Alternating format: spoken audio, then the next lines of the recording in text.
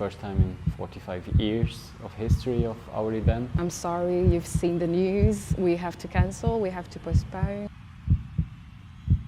People wait for this event all year long. Oh, this virus is changing our society. Free jazz has been cancelled because of this.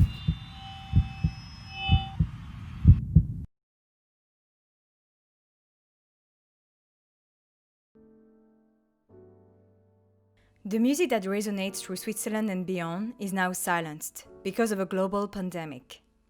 Switzerland has one of the highest music festival concentration in the world, with over 400 being staged every year.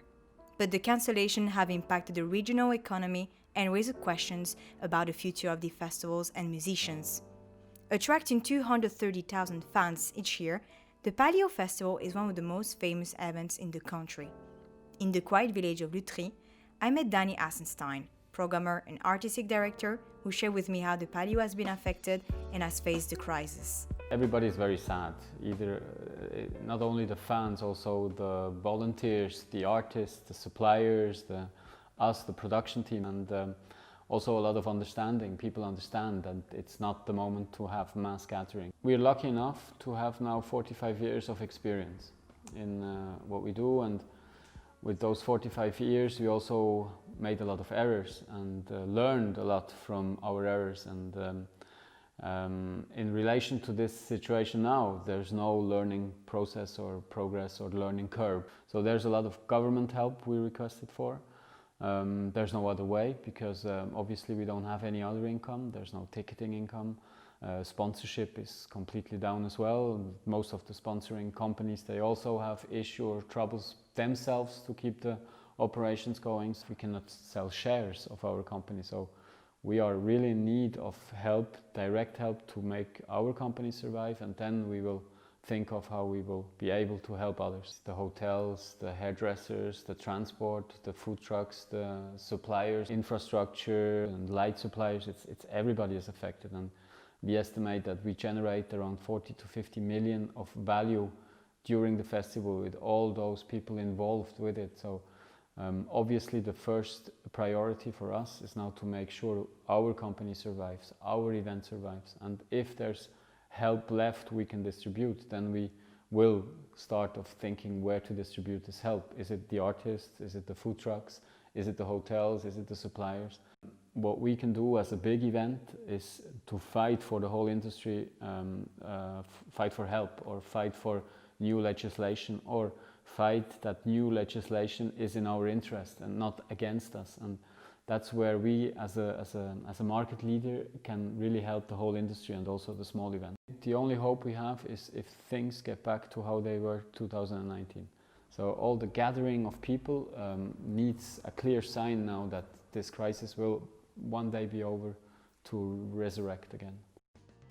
For more than 50 years, the Montreux Jazz Festival has hosted iconic performances by artists including Prince, David Bowie and Stevie Wonder. Due to the cancellation of the 2020 edition, the Montreux Jazz Festival has already engaged more than 5 million Swiss francs and is appealing for government funding, like Palio did. They still don't know if the financial support will be able to cover all the costs, but the Montreux Jazz was persistent in finding a solution. We know that we could expect a maximum of 80% of the loss, what could be amazing if we have this answer, but we really don't know what we'll decide.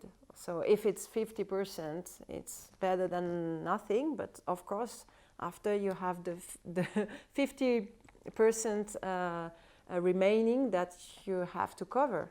And this is the big difficulty, because how you can cover it. Even in tough situation, we can just be creative, and it can be also an opportunity, you know, to do something different. We asked to all the artists who designed some poster in the past for the festival if they agreed to support us and to design a new poster with the theme Silent Shores. That was the title of the press release of the cancellation of the festival. 17 of them accepted. This is poster that we will be sold in limited edition. While large festivals can count on significant financial support, what about smaller ones? On March, the QE Jazz was one of the first European festivals to cancel because of the COVID-19. Emotionally touched by the news, its fans expressed their admiration through an impactful act of kindness. A lot of support from the public, from the artists, from everybody, from the states. And we can now say that it was not a financial disaster as we first expected. The day we canceled it, we sent an email to all the people who had already bought a ticket. We asked them if they were ready to not ask for the money they pay for the ticket, totally or part or everything. And more than 60% of the people didn't want their money back.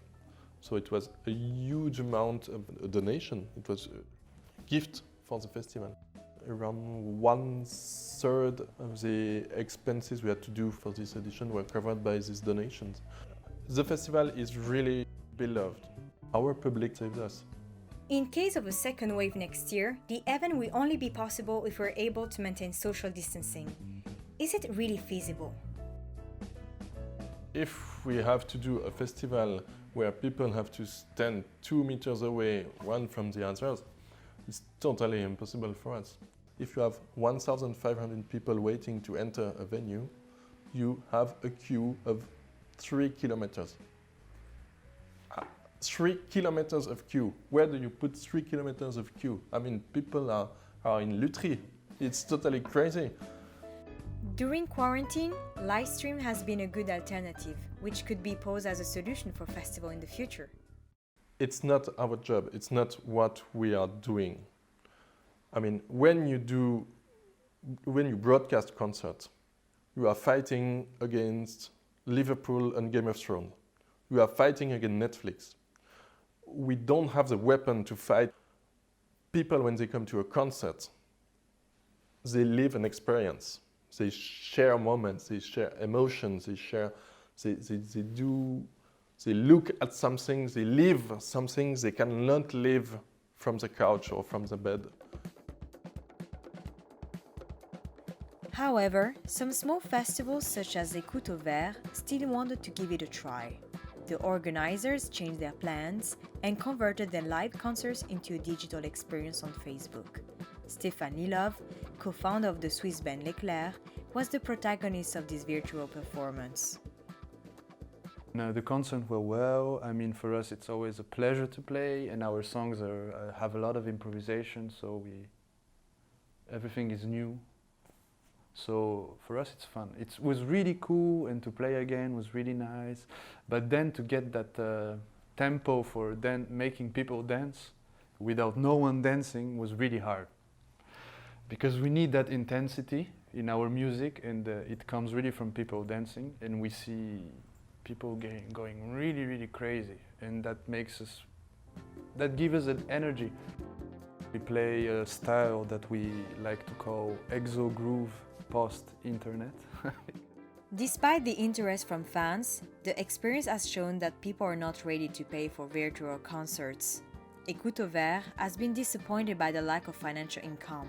The pandemic has highlighted the weakness of the music industry, and particularly in regards to young artists. When you give free things to people, they are used to it, and they stop buying it. And that's a big, big mistake that people made in the 90s. There is a lot of tricks in the art.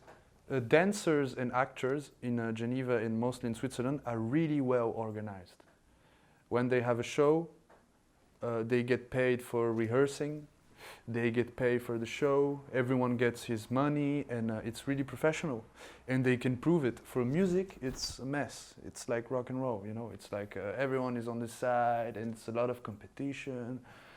You don't see many bands from Geneva that actually go outside like we do.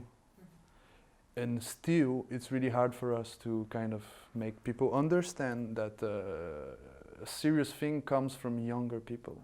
During the lockdown, the musicians had their contract cancelled and were deprived of revenue. Being unable to provide evidence of a regular and tangible income, Swiss musicians encountered difficulties in obtaining unemployment compensation. You have funds that are available that are really nice, but it's really hard to get on it because there's a hierarchy.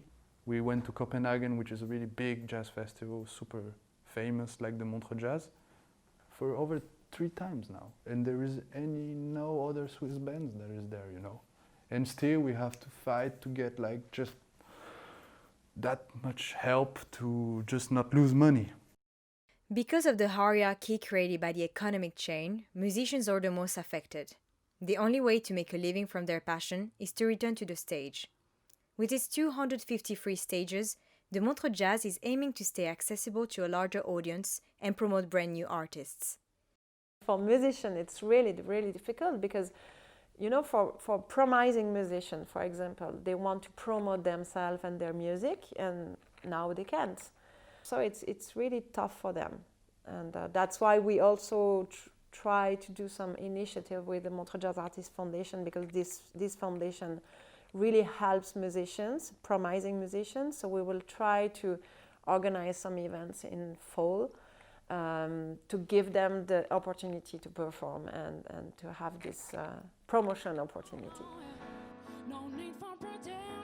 I really wanted to meet the award-winning talent from the Montreux Jazz Academy, Imelda Gaps.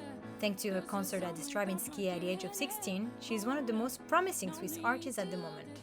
It was in these empty corridors of the Montreux Palace, where you can still meet the spirit of David Bowie or Freddie Mercury, that she opened up to me, recalling the experience in this trying time. I feel like music is kind of a reflection of our society sometimes. So for me, if there's something happening in our society, then definitely this is gonna have an impact on the art industry. It was quite a shock at the beginning. When you have a show, you prepare for it for months. You just have to rethink everything and figure out what am I gonna do. Yeah, it was just like a big gap, because I had all those things planned and then nothing. And then most of the things that were supposed to happen afterwards, they were depending on those things that were cancelled. So it was a bit difficult to figure out. It would be a lie to say that it's gonna be easy. I think it's gonna be quite difficult for anyone starting a project, but I'm starting a project myself, kind of. I'm starting something new this year, so I know what it is. But there's still so many things you can do. You can write music, you can take time to work with your musicians, you can release music. I've seen a lot of artists releasing albums and singles those last weeks. You can do videos and just make some new content, work on your visuals. I mean, there's so many things. For me, being live is having this interaction with the audience. This is what I love the most, because for me it's the best way to have also feedback on your music, because then you see directly how people react to your music, and I think there's nothing more magical than to see what people feel with the song that you've written.